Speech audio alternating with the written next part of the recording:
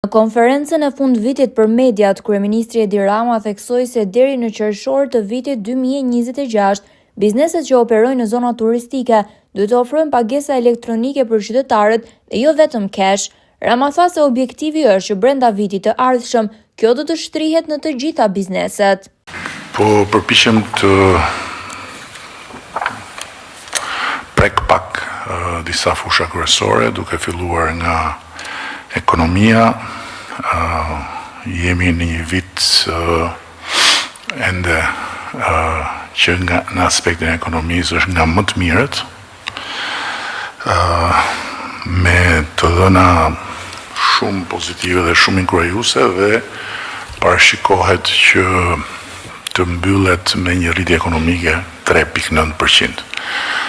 Pra, pothuajse 4%, që është një rritje kuptim plot dhe mbase më e larta në të gjithë këtë pellg ku gjendemi ne në kontinentin tonë.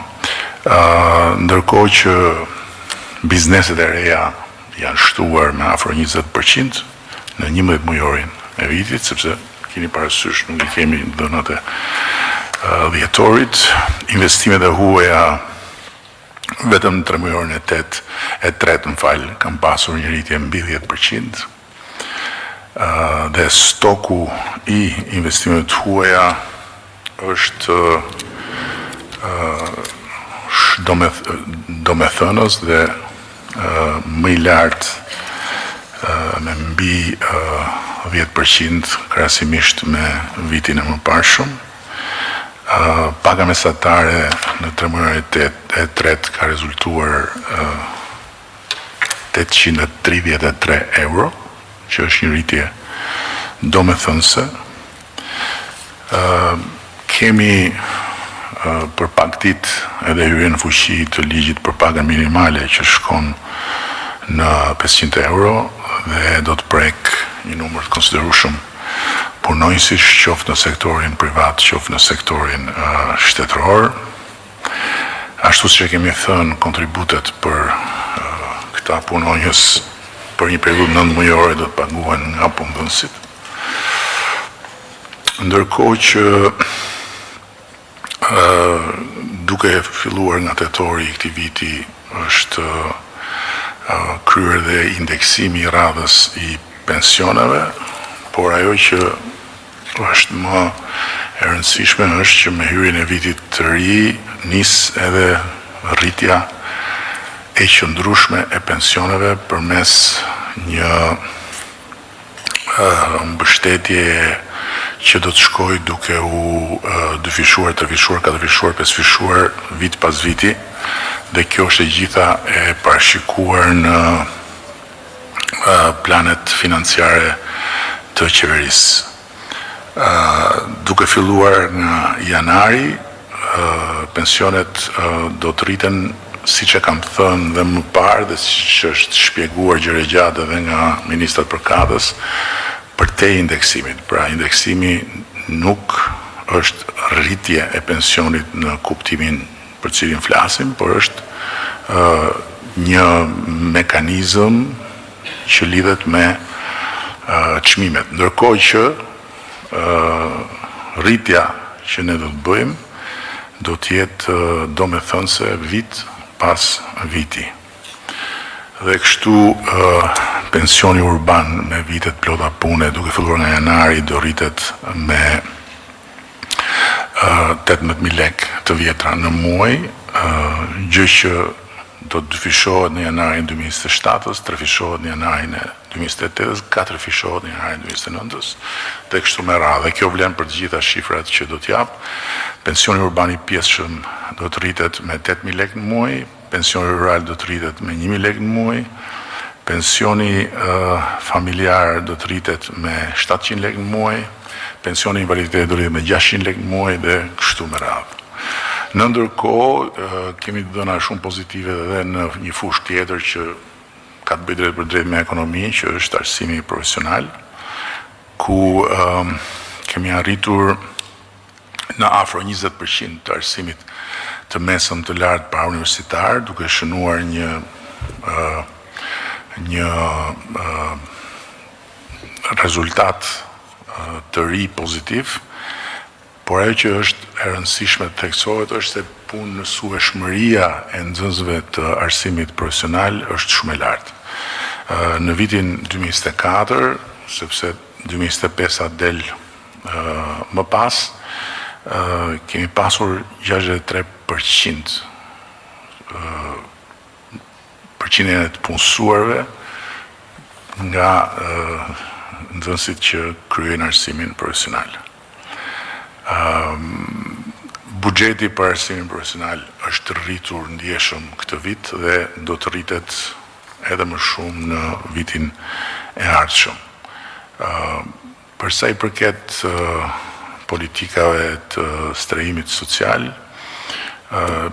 ky vit ka pasur mbështetje për strehim social të rreth 4.000 familjeve dhe në ndërkohë jemi duke përgatitur atë që e kemi bërë me dije qysh në fushatën elektorale, reformën e strehimit social për të hapur një epokë krejt të re dhe për të arritur në mënyrë shumë të ndjeshme numrin e përfituesve, jo vetëm për strehimin social, por dhe për ato që quhet strehimi i përballueshëm në aspektin e çmimit. Në ndërkohë, për sa i përket borxhit, kemi vazhduar të kemi ulje të borxhit dhe faktikisht edhe këtë vit borxhi ulet. Në këtë konferencë të fundit përballë gazetarëve për këtë vit, ai deklaroi se Akshi është institucioni për të cilën kjo qeveri është krenare, pavarësisht skandalit që po heton SPAK. Ajo ndalte te kërkesa e opozitës për dorëheqjen e tij, ndërsa me çudi pyeti se pse duhej ta jepte, duke kujtuar se kishte fituar 83 mandate. Edi Rama gjithashtu u ndal gjërësisht tek çështja Balluku, për të cilën SPAK kërkon arrestimin e saj. Ai tha se nuk ka asnjë provë kundër saj dhe zero dyshime. Them këtë. SPAK-u nuk është opozita e qeverisë. SPAK-u është një institucion i ri, i krijuar fal vullnetit të kësaj force qeverisëse, i mbështetur nga kjo forcë qeverisëse, i garantuar nga kjo forcë qeverisëse në sensin që të tjerë janë betuar dhe stërbetuar që do ta shkrinin, por nuk e shkrin dot sepse votat i kemi ne. Në këtë sens i garantuar. Dhe është një institucion i cili bën punën e vet, si të gjitha institucionet e tjera.